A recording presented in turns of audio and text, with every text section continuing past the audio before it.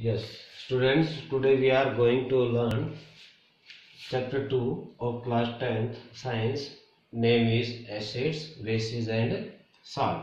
So what are acids? Acids are sour in taste.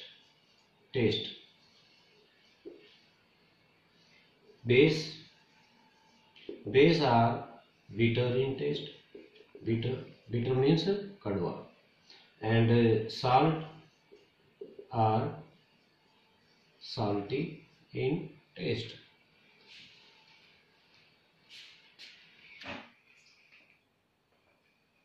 Acid का जो test है sure होता है और एसिड ब्लू लिटमस को रेड में चेंज कर देते हैं।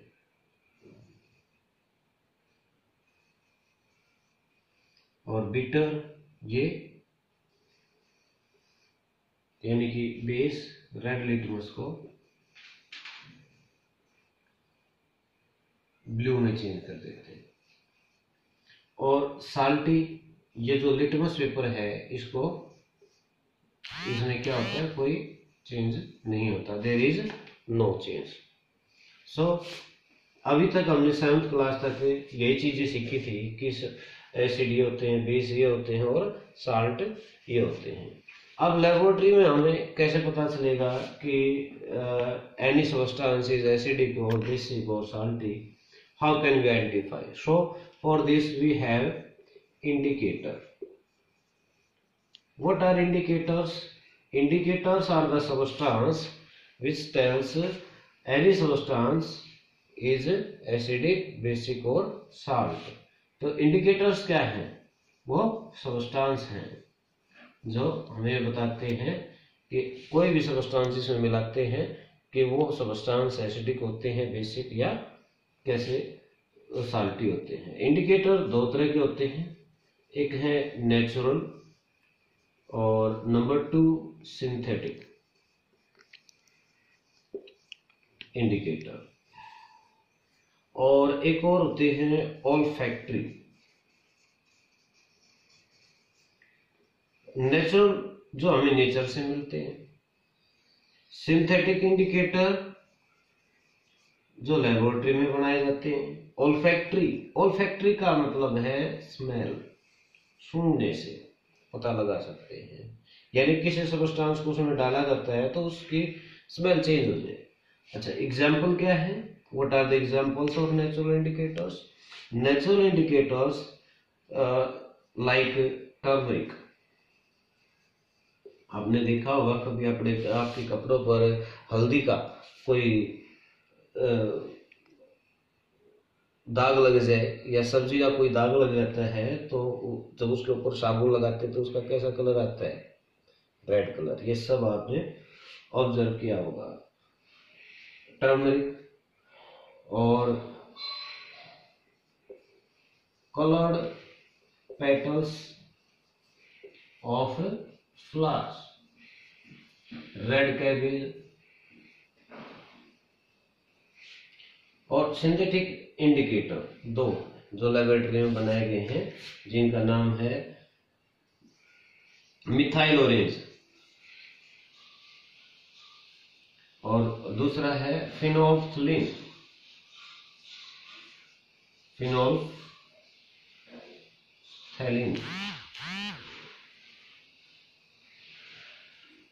दो इंडिकेटर हैं जो ऑल्फैक्टरी स्मेल, जैसे मैंने बताया था अनियन, क्लोव ऑयल, वेनिला का आइसक्रीम खाई होगी आपने, वेनिला फ्लेवर की वेनिला, ये ऑल्फैक्टरी इंडिकेटर्स हैं। Topic chemical properties of acid and base. तो केमिकल प्रॉपर्टी क्या होती है? केमिकल प्रॉपर्टी का मतलब होता है कि हाउ एसिड, बेस और salt react with other substances और विद ईच अदर।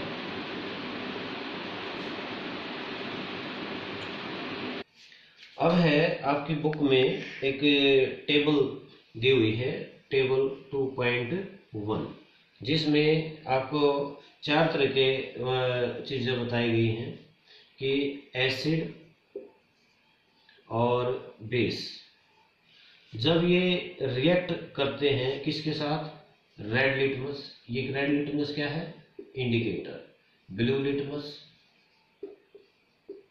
और फेनोल्फिन और मिथाइल ऑरेंज।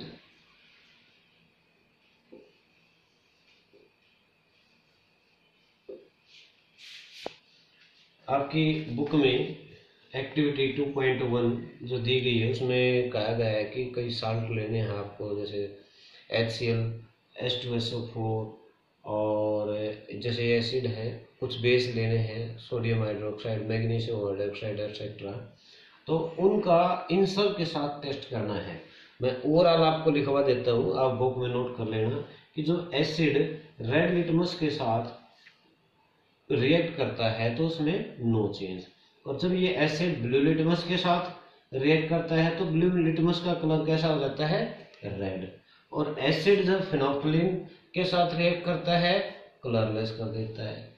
मिथाइल ऑरेंज जब उस सॉल्यूशन के अंदर, एसिडिक सॉल्यूशन के अंदर डाला जाता है तो वो उसका कलर कैसा कर देता है, पिंक कर देता है। इसी तरह से base, red litmus blue colour आ जाएगा, ब्लू लिटमस के साथ बेस होगा तो कोई कलर नहीं चेंज होगा, ब्लू का ब्लू रहेगा।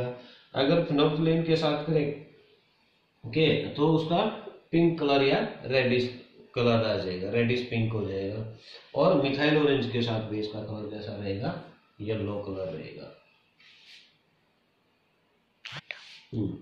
अब जो है नेक्स्ट टॉपिक है आपका, टेबल आपने देखा कि एसिड, बीच में आपको मैं चलो बता देता हूं कि एसिड बेस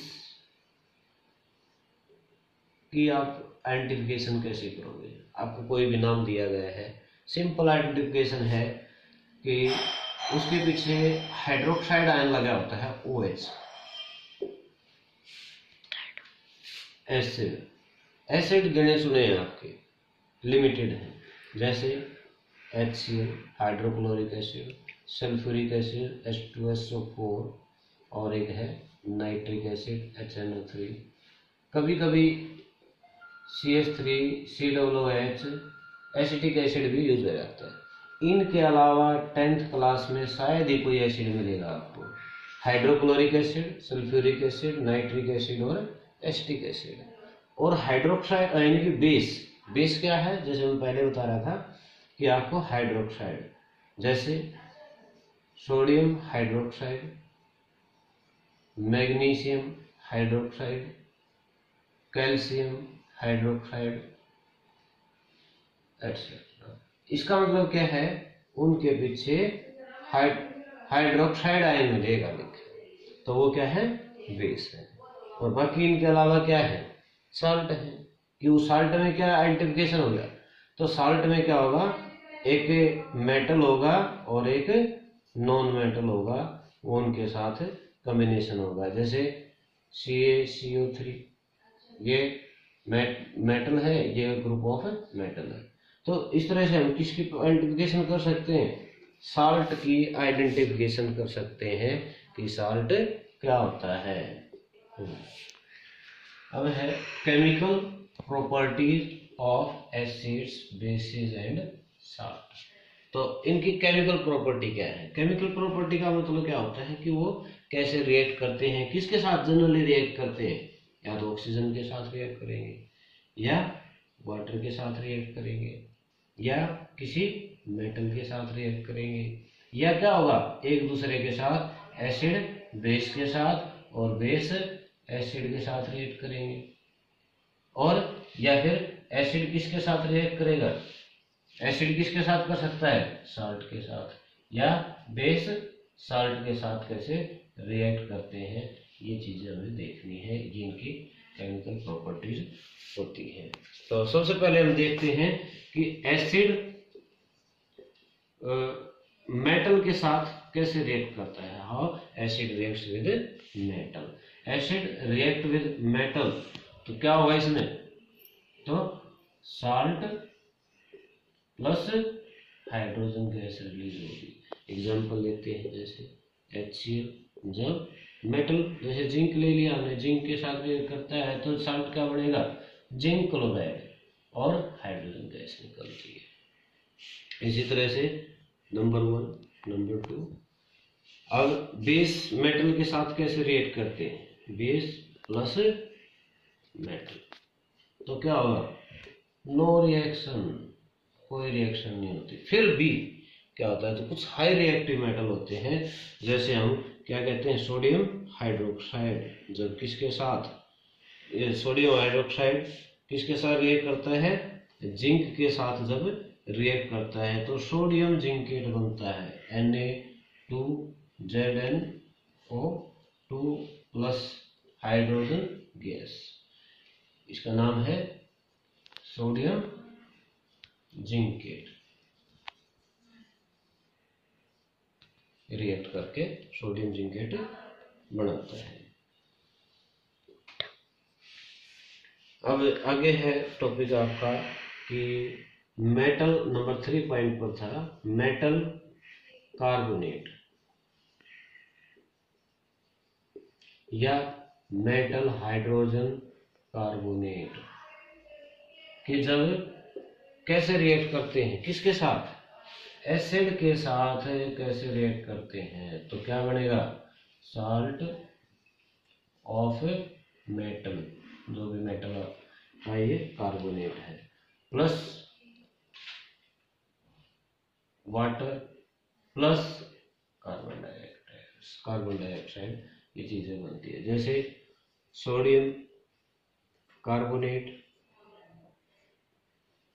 या सोडियम हाइड्रोजन कार्बोनेट, किसके साथ, एसिड, मान लीजिए एसिड के साथ रिएक्ट करते हैं तो क्या बनेगा, साल्ट ऑफ मेटल, मेटल क्या था, सोडियम है, तो सोडियम का साल्ट बनेगा NaCl प्लस, और क्या है, वाटर और कार्बन डाइऑक्साइड।